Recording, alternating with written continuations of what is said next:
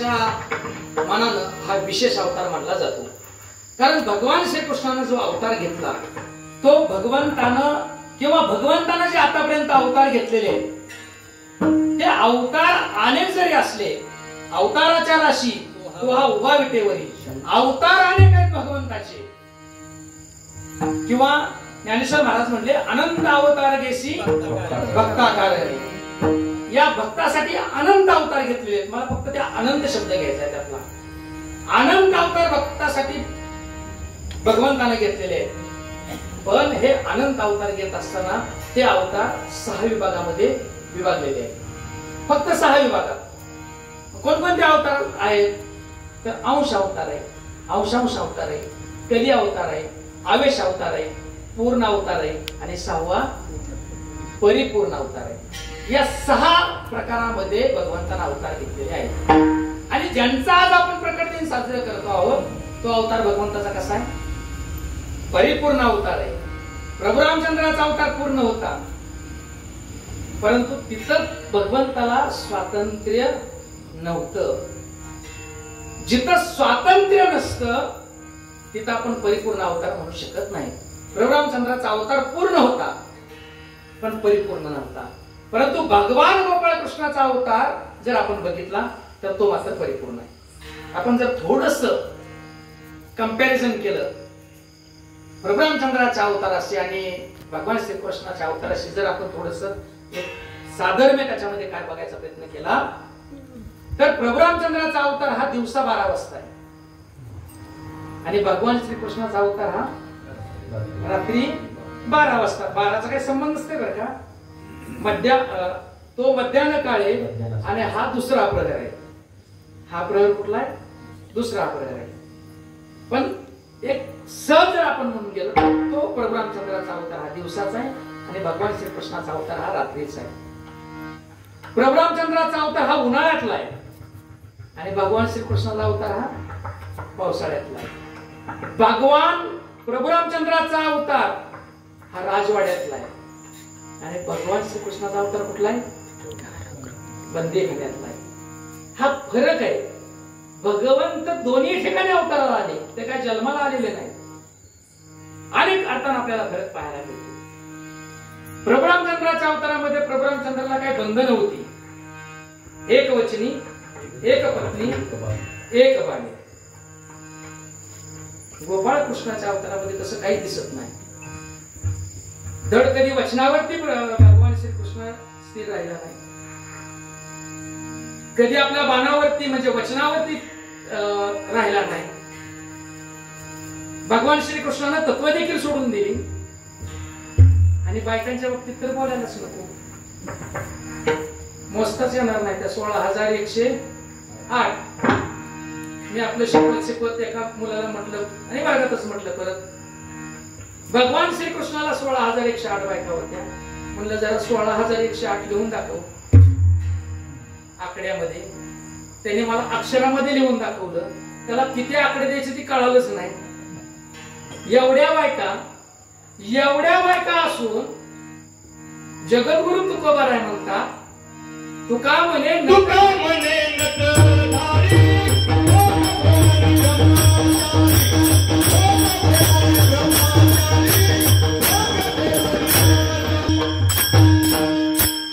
आम्ही जर असं सांगितलं तुम्हाला की भगवान श्रीकृष्ण ब्रह्मचारी आहे, तुम्ही म्हणणार तुम्ही जरा ग्रंथाचा वगैरे अभ्यास करून या. हा ग्रंथाचा अभ्यास केला म्हणून तर हे कळालं ना. जगद्गुरु तुकोबाराय त्यांना म्हणतात तुका म्हणे नटधारी. प्रभू रामचंद्राला नटधारी म्हटलं नाही कारण प्रभू रामचंद्रांनी नाटकच केलं नाही. नाटक केलं नाही प्रभू रामचंद्रांनी आणि भगवान श्रीकृष्णांनी नाटक करण्याची संधी सोडली नाही. जिथं जाईल तिथं काहीतरी नाटक केलेलं आहे. आणि 16,108 बायकांबरोबर संसार करून सुद्धा भगवान श्रीकृष्ण कसे राहिले? ब्रह्मचारी राहिले. ही त्यांची लीला आहे. ही भगवान श्रीकृष्णाची लीला आहे. एवढंच नाही तर भगवान श्रीकृष्ण तुमच्या इतक्या जवळ येतो. तो तुमच्या म्हणजे कुणाचे नाही, त्याच्या भक्ताच्या. त्याला जर भक्तानं सांगितलं, हे श्रीकृष्णा तू माझे वडील हो, भगवान श्रीकृष्ण म्हणतो ठीक आहे मी तुझे वडील. हे भगवान श्रीकृष्णा तू माझी माता हो, भगवान श्रीकृष्ण म्हणतो ठीक आहे मी तुझी माता. तो भक्त म्हणतो माझी बहीण हो, भगवान श्रीकृष्ण बहीण. कृष्ण माझी माता, कृष्ण माझे पिता, बहीण बंधू चुलता कृष्ण माझा. भगवान श्रीकृष्ण वडील होऊ शकतात, भगवान श्रीकृष्ण आई होऊ शकतात, भगवान श्रीकृष्ण भाऊ होऊ शकतो, भगवान श्रीकृष्ण बहीण होऊ शकतो. चकोबाची बहीण झाला शारंदर, वहिनी उघडादार हाका मारी, बहीण सुद्धा होऊ शकतो. सगळी नाती तो होऊ शकतो. बायको बायको होऊ शकतो का? बायको सुद्धा होऊ शकतो. हा आहे ना प्रसंग. भगवान श्रीकृष्ण अर्जुनाचं सानिध्य करत करत अगदी म्हणजे आपला परिसर म्हणजे सगळा बघून येऊ म्हणले, तिकडून कसं आहे काय. पाऊस पडलेला आहे, पावसाळ्याचे दिवस आहेत, श्रावण महिना आहे. सगळ्या झाडांना पानं भरपूर आहेत, फुलं आहेत, फळं आहेत आणि सुंदर असा परिसर त्या ठिकाणी झाला आहे. आणि अर्जुन आणि भगवान श्रीकृष्ण त्या असणाऱ्या वनामध्ये, त्या बागेमध्ये फिरत होते. आता ही सुद्धा भगवंताची लीला आहे. भगवंत कुठली घटना घडवून आणतो, भगवंत कुठली गोष्ट करतो, त्याला पाठीमागे काहीतरी कारण असतं. भगवंताला त्यातून काहीतरी प्रेरित करायचं असतं. आणि अर्जुनाच्या मनात भाव आला की इथं आता हे वातावरण इतकं सगळं असं रोमॅन्टिक वातावरण आहे, इथं जर माझी सुभद्रा असती तर. हे म्हटलं नाही तो अर्जुन, फक्त त्याच्या मनात भाव आला. आणि दुसऱ्याच्या मनात ओळखतो तो भगवान श्रीकृष्ण. दुसऱ्याच्या मनात ओळखतो, त्याच्या मनामध्ये काय, मनातली सुद्धा इच्छा पूर्ण करतो तो देव असतो.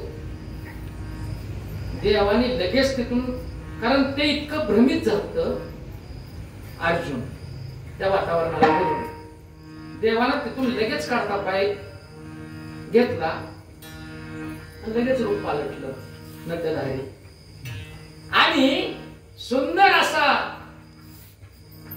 वेश धारण केला आणि सुभद्रा होऊन देव तिथं आला. अर्जुनाला वाटलं आता तर मी आठवण काढली होती, तोपर्यंत इथं तो हजर. असं जर आपल्या बाबतीत आपण काय म्हणतो, 100 वर्ष तुम्हाला आयुष्य, तुमचं नाव आताच काढलं होतं मी, तुम्ही आता आला बरं झालं. आणि जो काय तिथं एक काय तिथला प्रसंग असेल, तिथला वातावरण असेल, त्याचा आस्वाद घेतला. आणि अर्जुनानं आपल्या हातातली अंगठी काढली आणि त्या सुभद्राच्या बोटामध्ये घातली. आता त्याच्यावर एक थांबत नाही, थोडस पुढच बोटामध्ये घातली आणि भगवंतानं आपली माया आवरून घेतली.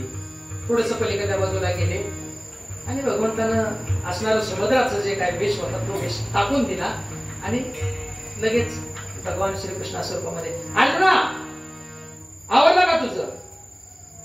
हो आवरलं. अरे कृष्णा कुठे गेलता? कुठे गेलता म्हणजे अर्जुनाला वाटतच होतं अजून कृष्ण 10-5 मिनिटं थांबला तर आनंदच आहे, लवकर यायला नाही पाहिजे असं त्याला वाटत होतं. आता कृष्ण सुभद्रा झालता तर तिथं कृष्ण येणार कुठून? अरे कुठे गेलता कृष्णा? बरं कुठे गेलता काय कासना, चल म्हणले आपल्याला जायचं.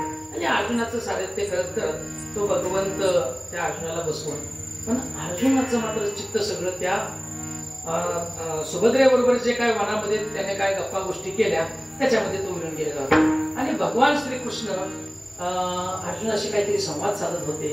अरे अर्जुना असं झालं, अर्जुना तसं झालं, हे अर्जुना असं झालं, हे अर्जुना तसं झालं, ते आपल्याला अमुक करायचंय, ते आपल्याला तमुक करायचंय. आणि ज्या बोटामध्ये अर्जुनाने अंगठी घातली होती त्या अंगठीचं बोट सारखं अर्जुनाकडे करतो. एखाद्यानं नवीन जर अंगठी घेतली घातली, समजा त्याच्या सासरवाडीनं धोंड्याचं जेवणाची अंगठी आली, तर ते सारखं हे वाढायला गेलं की तुम्हाला हे घ्यायचंय का, तुम्हाला ते घ्यायचं का, तुम्हाला हे घ्यायचंय का, ते सारखे म्हणतात. घेणं देणं काय नसतं, फक्त ती लोकांना कळाली पाहिजे ना अंगठी घेतली रे.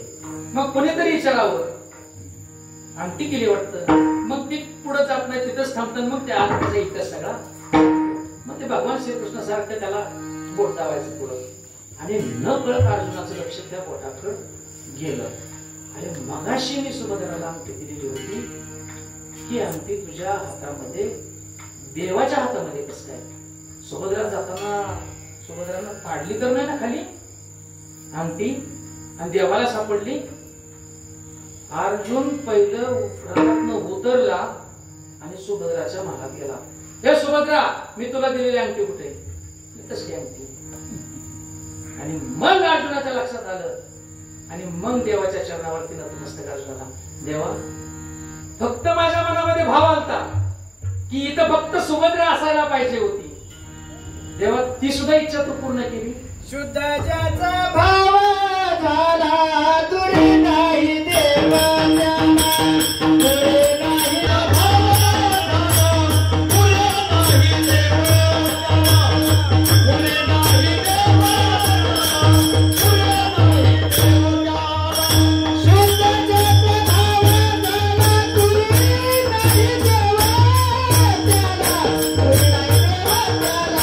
दुरी नाही देवाच्या, दुरी नाही देवाच्या, दुरी नाही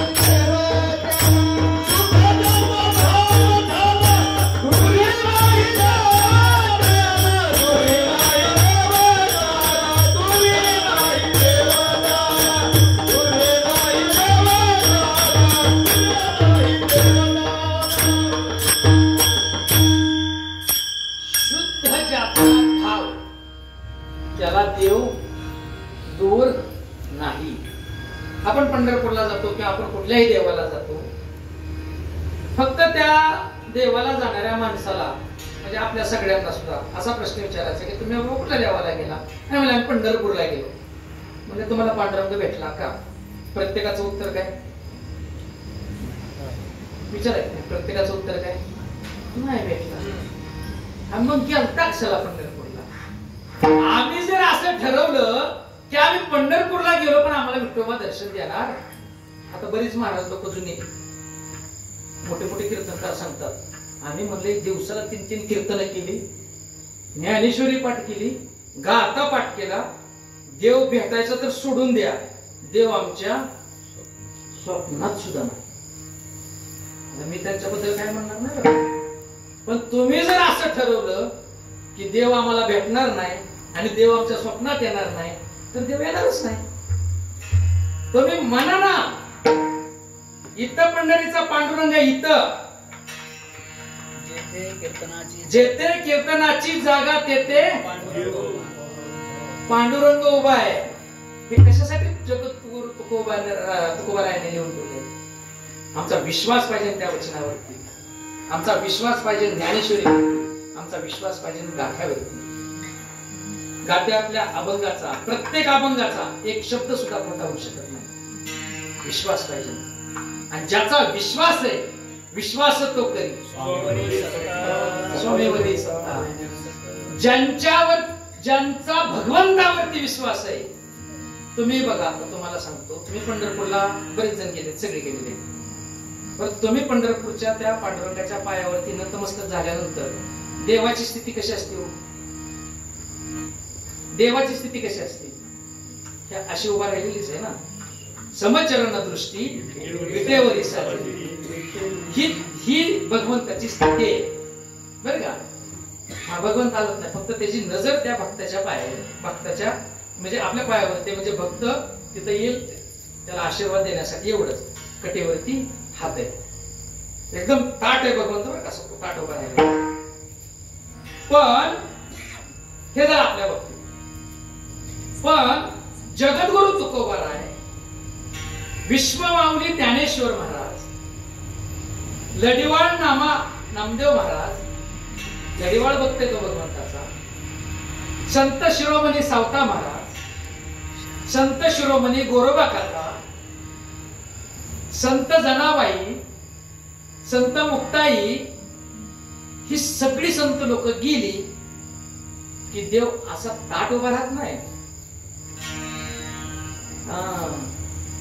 देव असा वागतो खाली आणि आपली पूर्ण मान खाली जाते.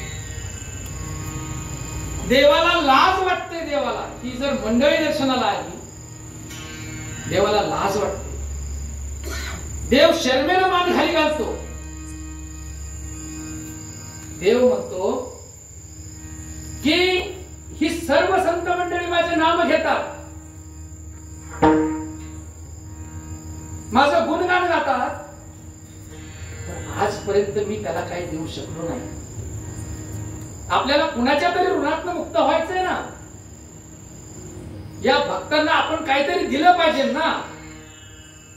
ज्ञानेश्वर महाराज आले, नामदेव महाराज आले, तुकाराम महाराज आले, सकल संत आले आणि प्रत्येकाला भगवंतानं सांगितलं काय तुमच्या प्रपंचामध्ये काय संसारामध्ये कमी जास्त असतील तर मागा, मी तुम्हाला देतो. पण एकाही संतांनी मागितलं का भगवंताकडे? नाही मागितलं. का? माझ्या वडिलांची, आमची परंपरा आहे, काही मागण्या वडिलांची रीत दान दे, वडिलांची रीत दान दे,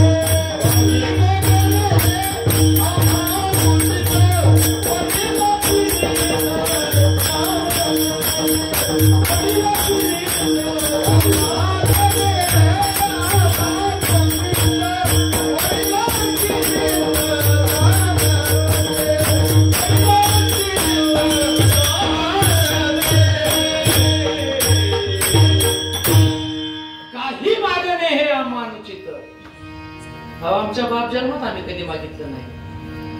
आम्ही कसं मागणार? आणि देवाला त्या भक्ताचं जे काय ऋणाचं वज होतं त्या वजानं देव काय करतोय? आणि पंढरीच्या पांडुरंगाचा तुम्हाला विषय सांगता, पंढरीचा पांडुरंग असा आहे, मागणाऱ्याला काहीच देत नाही आणि न मागणाऱ्याला दिल्याशिवाय तिथनं माघारी पाठवतच नाही. मग इथनं पुढे पंढरपूरला जाताना तुम्ही विचार करून जावा. म्हणून पांडुरंगाला आतापर्यंत कुणी नवस बोललेलं नाही. पांडुरंग देव कुणाला लागला नाही. लागला म्हणजे आपण म्हणतो ना, कुठल्या तर देवरशाकडे गेलं, तुम्हाला इकडला जोटिंग लागला, तिकडला देव लागला, आमची वारी करा, तमक्याला सांगतात सगळे.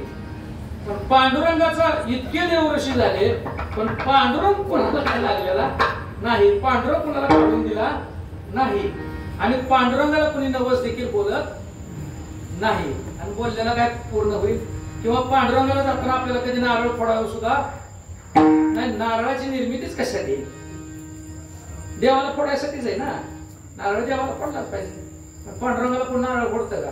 आता जे फोडतात ते त्यांना अजून ते काय माहित नाही. माहित झाल्यानंतर ते बंद होऊन जाईल. ते किती असतात? 10-15 लाखात नाही, 5-25 लोक असतात फक्त. पांडुरंगाला नारळ लागत नाही, काही लागत नाही. पत्रम फुलम तोय, फक्त तुळशीचं पान किंवा फुल एवढ्यावर देव प्रसन्न होतो. नागायचंच काय नाही. कारण देव असा आहे तो पंढरीचा पांडुरंग, त्याला सगळंच कळते हो. त्याला मागायची काय गरज आहे? त्याला सगळं कळतंय ना.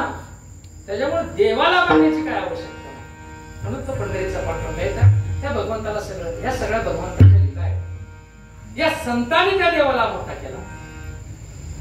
आणि खऱ्या अर्थानं हा भगवंत ज्यावेळेस अवतारला, म्हणजे आता तुम्ही आम्ही जीव आहे, याच जीवासारखा तो देव आहे. आणि याच जीवासारखे संत आहेत. पण तिघामध्ये फरक आहे. आपण पूर्वजन्मीचं जे काय पाप पुण्य असेल त्याच्यावरती किंवा पूर्वजन्मीची काय वासना आहे त्या वासनेच्या आधारावरती आपण हा मनुष्य देह धारण करतो. संत मंडळी मात्र हे या जीवाच्या भल्यासाठी अवताराला येत असतात. लोपले ज्ञान जगी इथं नेणं तिकोणी, म्हणून पांडुरंगानं अवतार घेतला विश्वमाऊली ज्ञानोबांचा. आमच्या विश्वामध्ये एवढं नॉलेज भरलेलं आहे, आमच्या विश्वामध्ये एवढं ज्ञान भरलेलं आहे, जे भगवान श्रीकृष्णानं अर्जुनाच्या माध्यमातून या विश्वाला सांगितलं होतं ते गीतेचं तत्वज्ञान होतं. 750 श्लोकांमध्ये ती गीता होती. या जगामध्ये जेवढे प्रयोग झालेले त्या सगळ्या प्रयोगाचं मूळ गीता आणि ज्ञानेश्वरी. संदर्भ कुठलाही प्रयोग असू द्या, कुठलाही क्षेपणास्त्र असू द्या, अस्त्र असू द्या, वीज निर्मिती असू द्या, एखादी टेक्नॉलॉजी असू द्या, त्या सगळ्याचं मूळ गीता आणि ज्ञानेश्वरी. एवढं सगळं नॉलेज, एवढं सगळं ज्ञान लपलेलं होतं.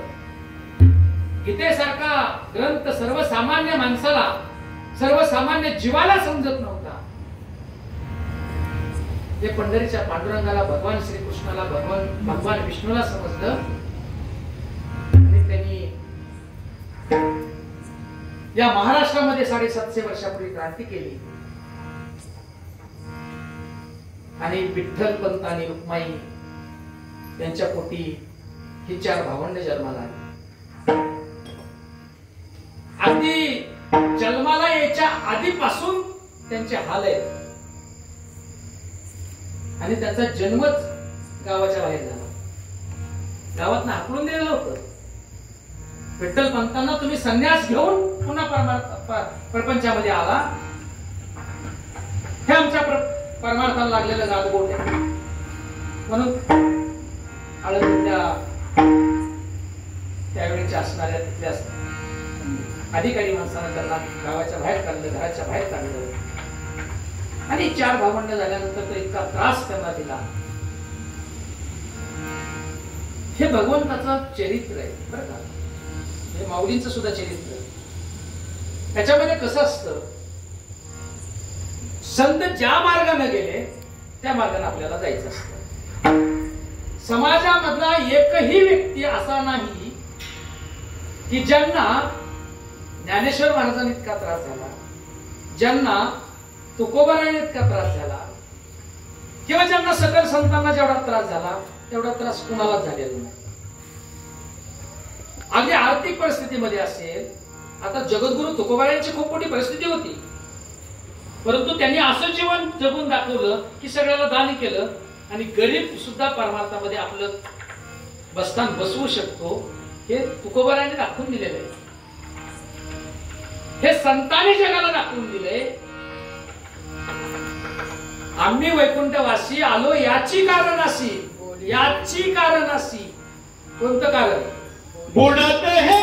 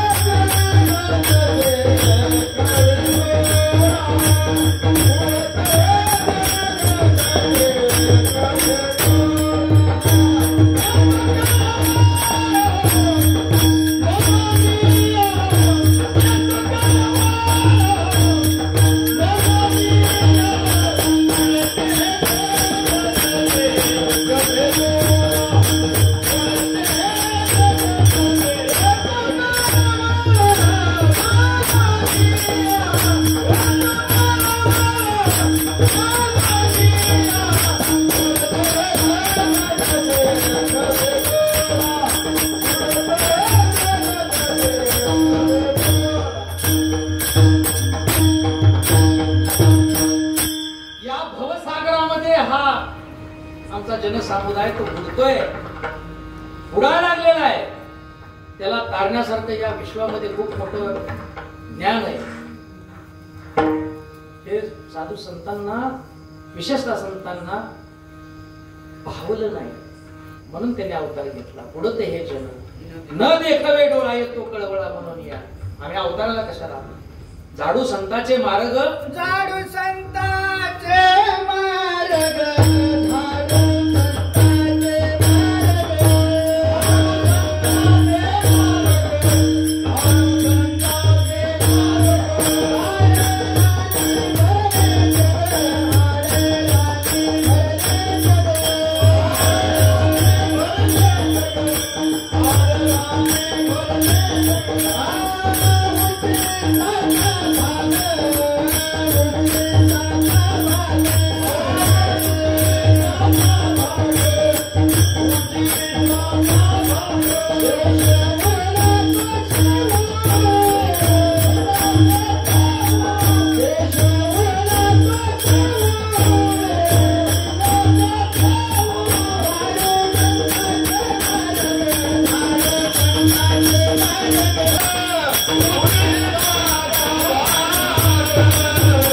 झाडू संतांचे मार्ग आडराने भरले जग. ज्या वाटेनं मुनी गेले, ज्या वाटेनं संत गेलेत, त्या वाटेनं आमचा हा समाज गेला. मार्गी बहुत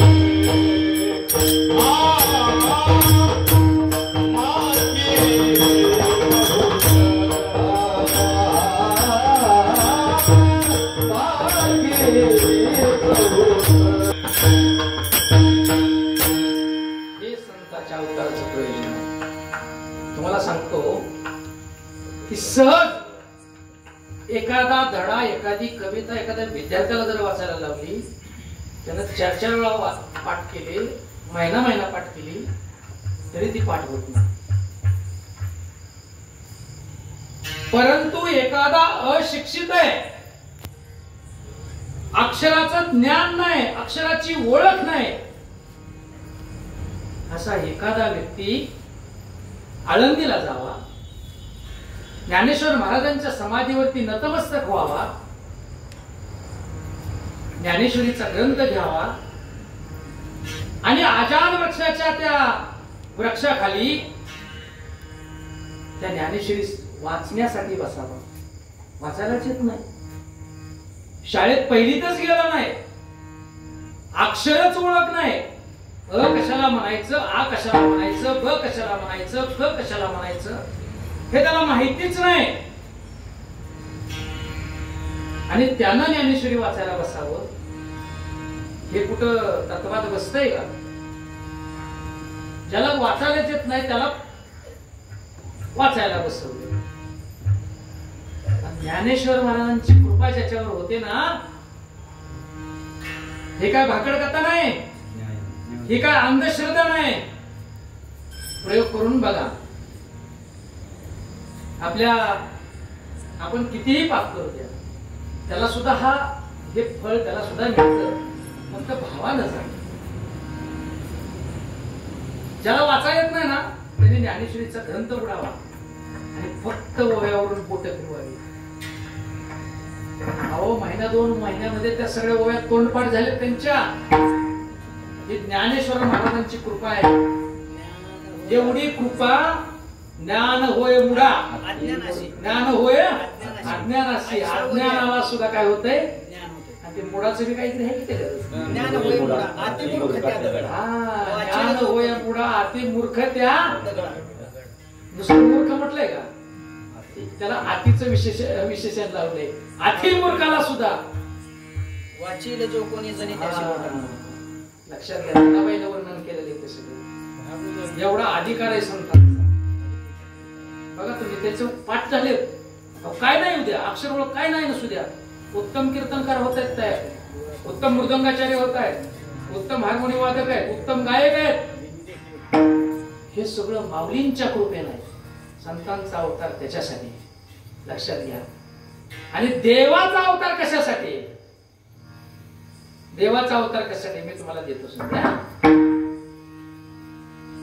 यदा यदा हि धर्मस्य ग्लानिन भवति भारत किंवा धर्म रक्षावया अवतार घेशी. हा देतो संदेश. किंवा घेऊन या चक्र गदा हाची धंदा करीतो, भक्ता राखे पायापाशी दुर्जनाशी बर का? ही सगळी देवाच्या अवताराची कारण आहे. म्हणजे जेव्हा जेव्हा धर्मावरती संकट येईल तेव्हा तेव्हा देव अवतार घेतो आणि त्या दुष्टांचा वध करतो. पण आज कीर्तन रूपी सेवेसाठी निवडलेल्या अभंगाच्या माध्यमातून जगद्गुरु तुकोबारायांना तसं नाही म्हणायचं. यदा यदा ही निर्मश्यामी ही श्लोक म्हटलो की त्याच्या पुढचा श्लोक कुठला आहे? पवित्राणाय साधूनाम. मला तेवढंच घ्यायचे, पुढचं बी घ्यायचं नाही. पवित्राणाय साधूनाम. भगवंत अवताराला कशासाठी येतो? त्या साधूसाठी येतो. भगवंत अवताराला कशासाठी येतो? भक्तासाठी येतो.